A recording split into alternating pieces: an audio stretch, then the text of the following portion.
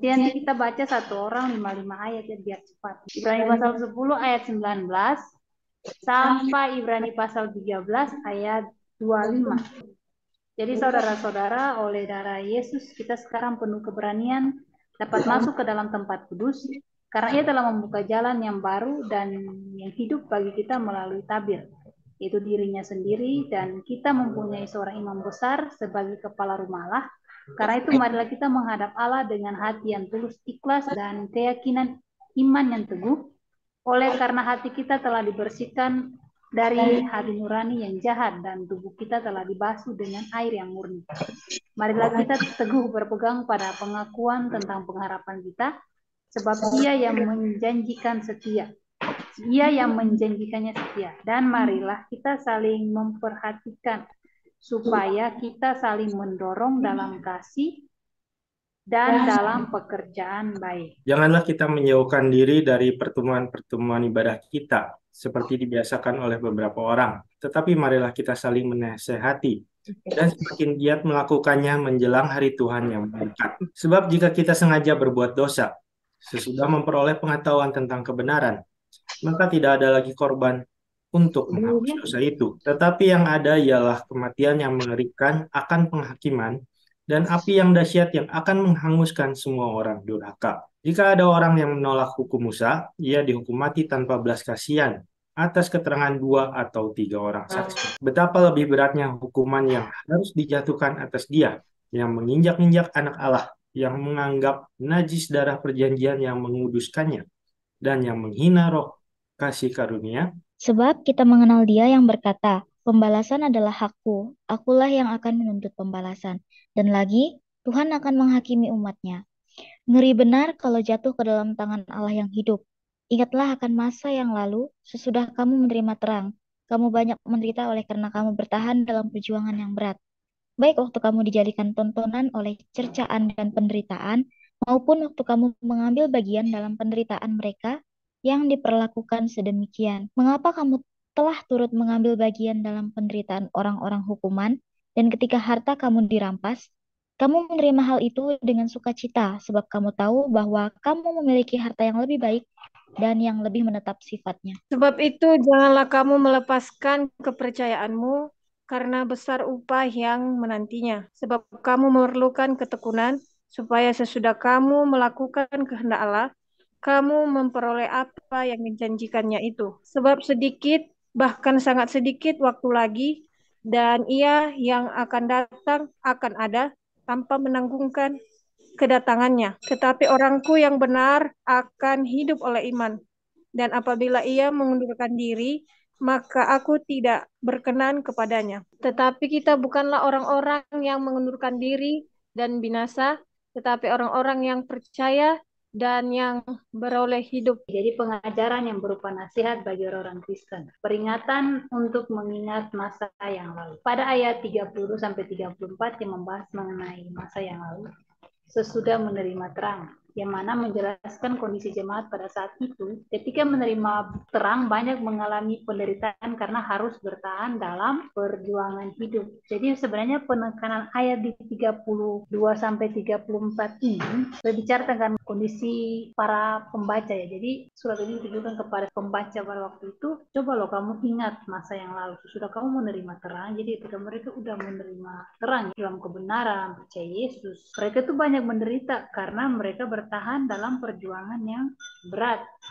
Jadi bisa dikatakan bahwasanya ketika mereka mengambil keputusan untuk hidup dalam terang itu, dalam konteks mengikut Tuhan ya, jadi ada banyak hal-hal yang mereka harus ikuti. Ya, maksudnya harus diperhadapkan seperti itu. Bicara tentang konteks penderitaan ini, yang mana menjelaskan kondisi jemaat pada saat itu ketika menerima terang, banyak mengalami penderitaan karena harus bertahan dalam perjuangan hidup. Penulis dari kitab ini tampaknya berbicara mengenai jemaat pada saat itu yang telah menjadi Kristen harus menderita karena jati diri mereka sebagai seorang Kristen dengan sukarela bersikap empati terhadap orang Kristen lain yang lebih menderita. Jadi, saya membawa mereka bukan saja menceritakan ya, kondisi mereka pada saat itu bukan saja menderita menjadi seorang Kristen, tapi Mereka menceritakan tentang sukarela bersikap empati terhadap orang Kristen yang lebih menderita. Harus bisa berempati lagi kepada orang-orang Kristen yang sama dengan mereka yang lebih menderita lagi karena udah hidup dalam kebenaran. Jadi bisa dikatakan jika kita menerima Yesus sebagai juru selamat, hidup dalam kebenaran, pasti adalah zona di mana kita diperhadapkan dengan ujian-ujian ketika kita hidup dalam ketekunan kepada Allah, hidup dalam terang. Tapi di situ juga kita diwajibkan dengan sukarela berempati. Jadi kita juga punya belas kasihan kepada orang Kristen yang punya penderitaan lebih berat dari kita. Luar biasa nih. Jadi konteks ayat ini mengajak lagi kepada pembacanya untuk bisa nih, kamu lihat flashback ke masa yang lalu ketika kamu percaya sama Tuhan, banyak sekali dialami dengan banyak penderitaan. Terus kamu juga diwajibkan untuk bisa berempati dengan kondisi orang Kristen yang lebih menderita dari kamu. Penderitanya 2 kali didapat ya. Dia udah menderita karena firman, dia harus juga bisa berempati. Jadi berempati ikut masuk kan dalam penderitaan orang Kristen yang lebih menderita. Ini 3 poin penting dalam topik pengajaran yang berupa nasihat bagi orang-orang Kristen. Pertama ada ajaran dalam bertekun. Ibrani pasal 10 ayat 19 sampai 39. Pada perikop ini penulis menjelaskan bahwa keadaan orang percaya telah memiliki keberanian dalam menghampiri Allah disertai keadaan hati yang tulus serta keyakinan iman yang teguh. Jadi saudara-saudara, oleh darah Yesus kita sekarang penuh keberanian dapat masuk ke tempat kudus karena ia telah membuka jalan yang baru dan yang hidup bagi kita melalui tabir yaitu dirinya sendiri. Jadi bisa dikatakan bahwasanya di pasal 10 ini keadaan kita ya orang percaya sekarang tidak seperti di zaman perjanjian lama. Jadi ketika harus ada perantara dulu Imam Lewi yang harus masuk, tapi kita tidak. Jadi kita sudah diberikan sebuah keberanian untuk bisa masuk ke tempat kudus. Itu cara konsep di mana ketika kita menyembah udah bisa gitu. Tidak ada perantara lagi ketika mau beribadah, tidak ada perantara lagi. Harus perantara imam-imam yang harus berdoa menggantikan kita, tapi kita bisa langsung tuh. Dalam artinya gini, kita bisa langsung datang sama Tuhan secara langsung karena sudah ada pembuka jalan yaitu Tuhan Yesus. Dengan kematian Tuhan Yesus di kayu salib membelah tabir itu. Jadi konteks di mana kan kalau belajar tabernakel ya kan ada ruang pelataran, ruang kudus, ruang maha kudus. Jadi antara ruang maha kudus dan ruang kudus kan ada tabir. Itu bicara tentang konsep penyembahan kan. Ketika kematian Yesus itulah, mati di kayu salib, tabir itu terbelah menjadi 2. Jadi itu yang memberikan kebebasan, keberanian bagi setiap orang percaya untuk bisa menyembah Tuhan lebih lagi. Jadi tidak ada batasan, jadi dia bisa menyembah Tuhan tanpa harus perantara. Jadi orang Kristen sudah diberikan satu keberanian ini untuk bisa menyembah Tuhan lebih lagi, untuk bisa beribadah kepada Tuhan tanpa harus diwakilkan oleh para imam. Kalau imam bisa dikatakan sekarang para pendeta gitu. Jadi konteksnya pendeta yang beribadah menggantikan, tapi sekarang tidak. Kita sudah bisa. Karena memang Yesus dalam kedua itu membuka jalan. Jadi dia membelah tabir itu supaya memang orang Kristen itu diberikan kebebasan, keberanian untuk bisa beribadah, menyembah Tuhan tanpa harus diwakilkan. Sebenarnya kita patut bersyukur ya dengan kematian Yesus di kayu salib.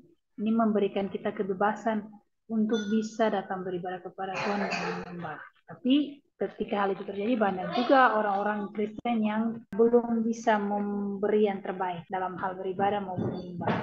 Padahal kebebasan itu telah diberikan bagi setiap orang percaya. Tidak hanya itu, keadaan orang percaya dalam perikop ini dijelaskan harus berpengharapan, bertekun dalam hal beribadah dan berbuat baik. Jadi bukan hanya orang Kristen itu diberikan satu kebebasan, satu keberanian untuk bisa beribadah kepada Tuhan tanpa harus diwakilkan oleh para imam, tapi di sini juga menjelaskan keadaan orang percaya di mana harus berpengharapan, bertekun dalam hal beribadah dan perbuatan baik. Ayat 25 sampai ayat 23 sampai 25. Marilah kita teguh berpegang pada pengakuan tentang pengharapan kita, sebab Ia yang menjanjikannya setia. Jadi berpegang teguh terhadap pengharapan yang sudah kita dasarkan dari awal. Ketika kita mengikuti Yesus, Dia memberikan kita pengharapan, itulah pribadi yang setia. Dan marilah kita saling memperhatikan supaya kita saling mendorong dalam kasih dan dalam pekerjaan baik. Janganlah kita menjauhkan diri dari pertemuan-pertemuan ibadah kita seperti dibiasakan oleh beberapa orang, tetapi marilah kita saling menasihati dan semakin giat melakukannya menjelang hari Tuhan yang mendekat. Inilah bicara tentang ajaran bertekun. Konteksnya di mana penulis ya menunjukkan kepada pembaca supaya mereka itu jangan menjauhkan diri dari pertemuan-pertemuan ibadah, tetapi harus saling menasihati. Jadi apa yang bisa kita dapat dari ajaran dalam bertekun ini? Tidak boleh menjauhkan diri dari pertemuan-pertemuan ibadah. Ibadah apa saja, baik itu ibadah raya, PA ya, pertemuan-pertemuan kan komunitas-komunitas Kristen ya, yang mengajarkan tentang kebenaran-kebenaran firman yang harus dilakukan oleh setiap orang percaya. Maka ini kita diharuskan ya untuk tidak menjauhkan diri dari pertemuan-pertemuan ibadah. Karena seseorang itu akan mengalami pertumbuhan dari segi rohani ketika dia dalam komunitas yang sehat. Komunitas yang sehat itu yang dimaksudkan apa? Nah, itulah pertemuan-pertemuan ibadah. Itu yang disebut dengan komunitas Kristen yang sehat. Maka ketika orang menjauhkan diri dari pertemuan ibadah, terlihat bahwasanya keimanan dia kepada Tuhan itu tuh mulai pudar, bahkan pengharapan dia sama Tuhan itu mulai kendor karena tidak ada satu komunitas yang memperkuat imannya kepada Tuhan. Maka perlu sekali untuk orang percaya itu bertahan dalam satu komunitas, yaitu pertemuan-pertemuannya. Dan perlu sekali untuk tertanam, contohnya tertanam di gereja lokal. Kenapa membawa konteks ayat ini kepada itu? Karena terlihat buah seseorang ya ketika dia mengikut Tuhan itu terlihat ketika dia mampu bertahan dalam komunitas Kristen. Tumbuhan itu tidak akan mengalami pertumbuhan, justru makin lama makin menyusup dan mati. Makanya bukan saja menjauhkan diri dari pertemuan-pertemuan ibadat, tapi perlu pertemuan ibadah itu jadikan sebagai satu komunitas yang utama yang membuat kita tertanam supaya benar-benar bertumbuh, pengharapan kita itu terlihat. Tapi perlu juga untuk kita saling menasihati. Jadi ketika kita melihat rekan kita dalam satu gereja ya, peranan kita selaku orang Kristen perlu untuk kita menasihati pribadi-pribadi tersebut supaya mereka juga berubah oleh sikap mereka menjelang hari Tuhan yang mendekat. Nah, ini lebih mengarah kepada kedatangan Tuhan. Ayat ini mungkin ditulis supaya orang Kristen itu selalu berjaga-jaga tentang kedatangan Tuhan, menjaga hubungan dengan Tuhan dengan rajin beribadah, dan maksudnya tidak boleh absen dalam ibadah, apalagi dalam pelayanan seperti itu.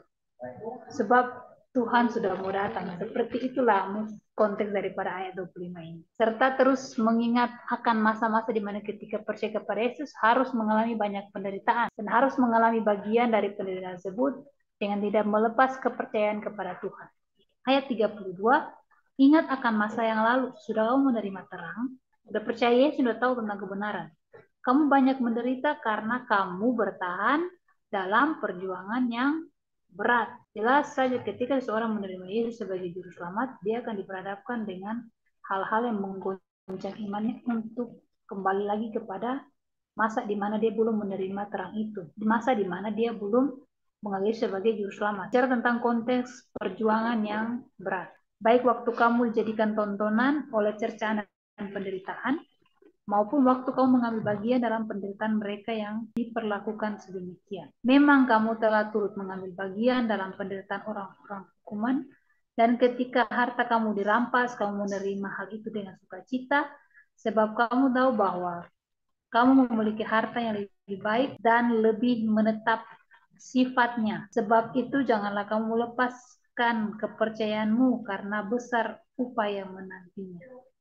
Sebab kamu memerlukan ketekunan supaya sudah kamu melakukan kehendak Allah, kamu memperoleh apa yang dijanjikan itu. Untuk bisa bertahan, perlu adanya ketekunan. Maksud daripada penderitaan itu sendiri, supaya seorang itu tetap berpegang kepada kepercayaannya kepada Tuhan. Jadi tidak melepaskan kepercayaannya. Karena kalau kita lihat sekarang banyak-banyak cerita, saya dengar beberapa cerita ya, seorangnya ketika dia percaya Yesus, dia banyak sekali mengalami penderitaan. Terus penderitaan itu menggoncangkan iman kepercayaan dia dan dia melepaskan kepercayaan itu untuk bisa terbebas daripada penderitaan yang dia alami. Namun sebenarnya ketika seseorang mampu bertahan dalam penderitaan itu akan menghasilkan namanya ketekunan, dan ketekunan itu akan membawa dia memperoleh hasil yang dijanjikan. Maka perlu sekali adanya dasar kepercayaan. Kalau orang yang benar-benar percaya sama Tuhan, jika dia berada dalam zona penderitaan yang memerlukan perjuangan yang berat, dia akan bertekun terus ketika diperhadapkan dengan hal itu. Karena dia punya dasar iman kepercayaan yang kuat. Ketika dia bisa melewati itu semua, maka dia akan memperoleh apa yang dijanjikan itu. Sebab sedikit, bahkan sangat sedikit waktu lagi, dan ia akan datang, sudah akan ada tanpa menangguhkan kedatangannya.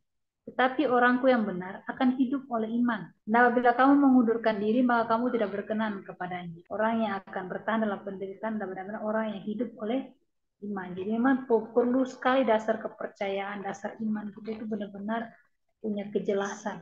Tetapi kita bukanlah orang-orang yang mengundurkan diri dan binasa, tapi orang yang percaya dan yang beroleh hidup. Pasti ada perbedaan ketika seseorang itu hanya percaya sama Tuhan, tapi ketika diperhadapkan dengan masa penderitaan, cepat kecut. Tapi cepat kecut dan punya ketawaran dan punya dorongan untuk mengundurkan diri. Sesungguhnya Tuhan tidak menginginkan hal-hal yang seperti itu. Ketika punya iman yang besar kepada Tuhan, diperhadapkan dengan penderitaan, mampu bertahan.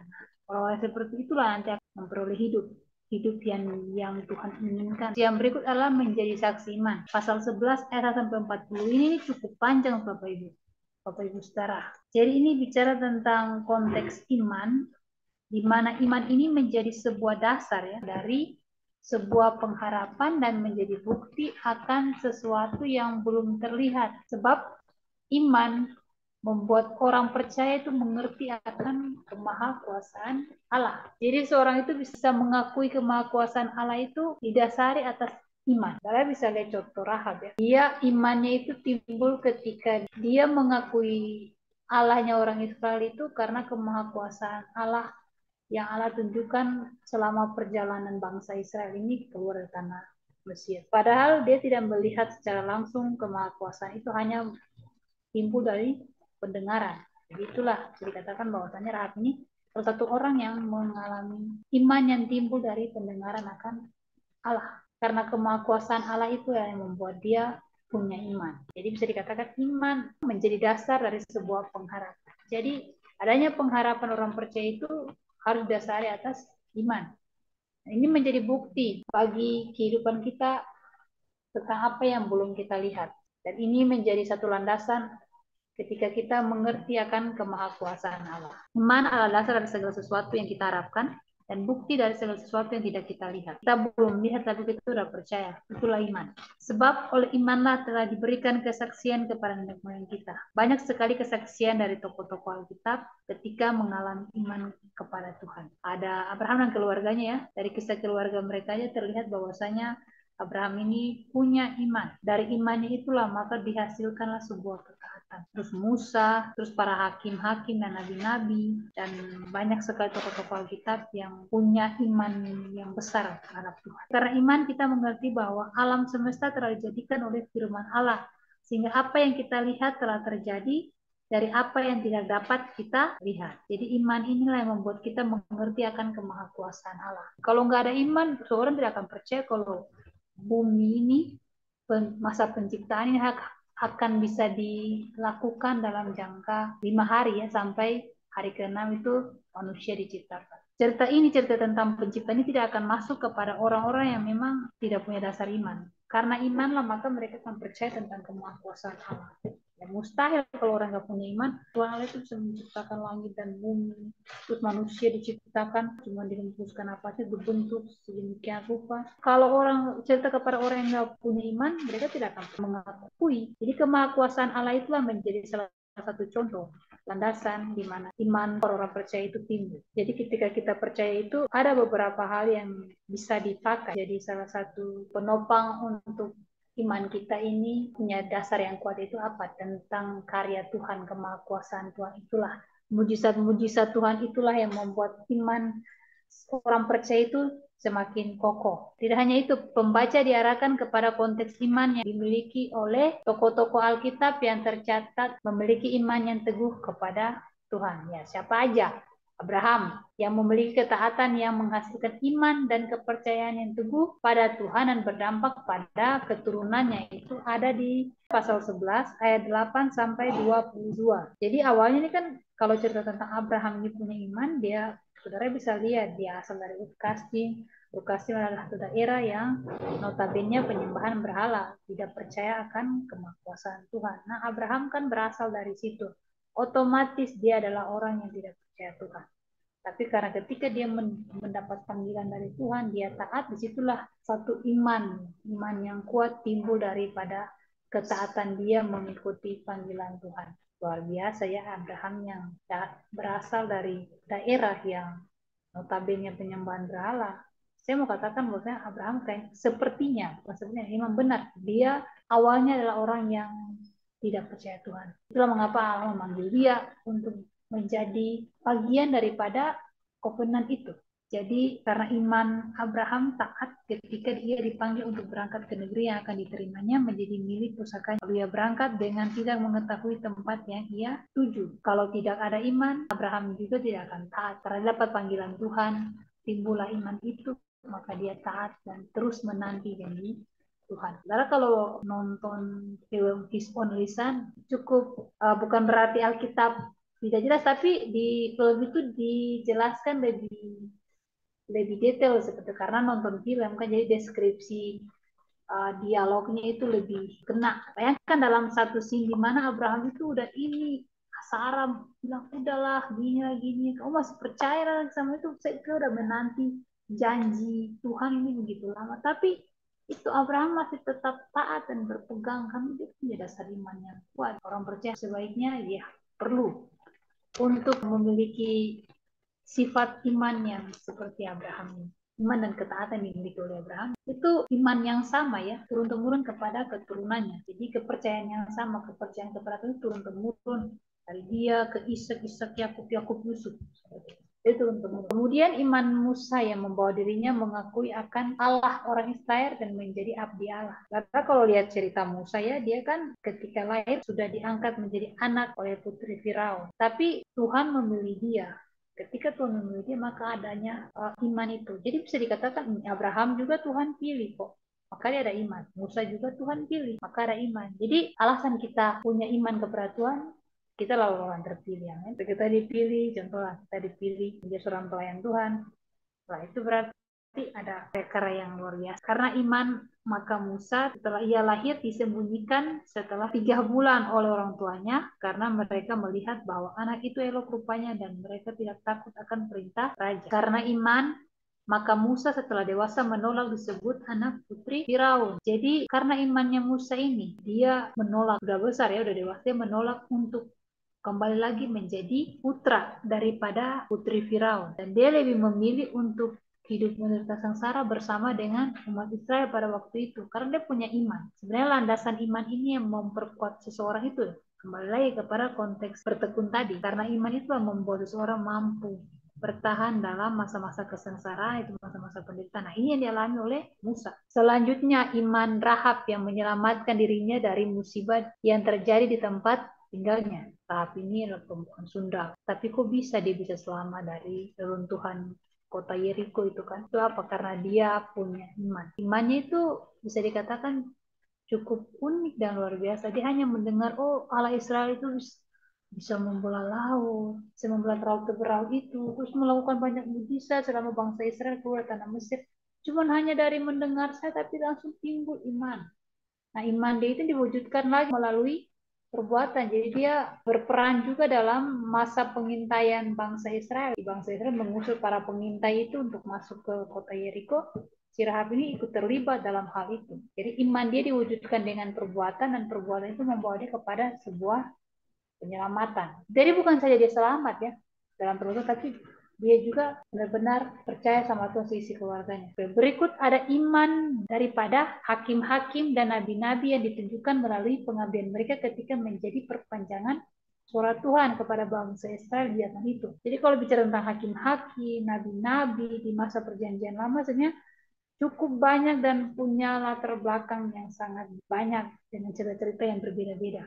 Mereka bisa bertahan dalam beberapa zona ya dalam kisah-kisah bangsa Israel ini. Salah satunya adalah faktor daripada iman mereka. Karena iman mereka yang besar kepada Tuhan, maka mereka mampu bertahan dalam zaman-zaman di mana Tuhan mengutus mereka menjadi perpanjangan surat Tuhan kepada bangsa Israel di zaman itu. Jadi sebenarnya menjadi saksi iman ini perlu sekali dimiliki oleh orang percaya ya. Kita harus tetap bertekun, beribadah, dan melakukan perbuatan baik serta mempunyai dasar iman yang kuat ketika kita mengiring Tuhan. Itu saja. Tuhan memberkati. Mari kita berdoa. Bapa kami yang bertata dalam kerajaan surga, terima kasih buat malam hari ini. Kami sudah belajar sebagian dari kitab Ibrani ya Tuhan, di mana kami belajar untuk terus menjaga iman kami, supaya iman yang sudah ada dan diberikan oleh Tuhan ini terus kami pelihara. Bahkan juga kami kelola agar semakin hari semakin bertumbuh menjadi lebih besar, sehingga iman kami bisa menjadi saksi bagi orang-orang di sekeliling kami bahwa Kristus hidup di dalam kami. Bapa, kami tidak mau menjadi Kristen yang biasa-biasa aja. Kami nggak mau jadi Kristen yang duduk diam saja Tuhan, tapi kami mau jadi Kristen yang produktif. Kami mau jadi Kristen yang aktif ya Tuhan, di mana ketika Engkau telah mengeset target untuk kami dan kami juga bisa melakukan apa yang sudah Engkau tetapkan bagi kami. Ajar kami menjadi penyambung lidahmu, ajar kami menjadi perpanjangan tanganmu, ajar kami menjadi perpanjangan kakimu, baik dalam memberitakan firman, dalam menyebarkan kebaikan, dan dalam memberitakan tentang kerajaanmu ya Tuhan. Terima kasih Yesus. Kami mau serahkan seluruh kehidupan kami dalam tanganmu. Kami percaya bahwa Engkau akan terus menyertai kami semua. Berkati juga Om Yosua Tuhan, selaku wakil gembala sidang kami, berikan hikmat, kesehatan daripadamu agar terus dapat membimbing kami lebih dan lebih lagi mengenal Engkau. Terima kasih Tuhan untuk segala sesuatunya, Kau yang pimpin dan berkati seluruh kehidupan kami Bapa. Dalam nama Yesus kami berdoa mengucap syukur. Haleluya. Amin. Baik teman-teman semua, terima kasih. Selamat malam. Tuhan Yesus memberkati.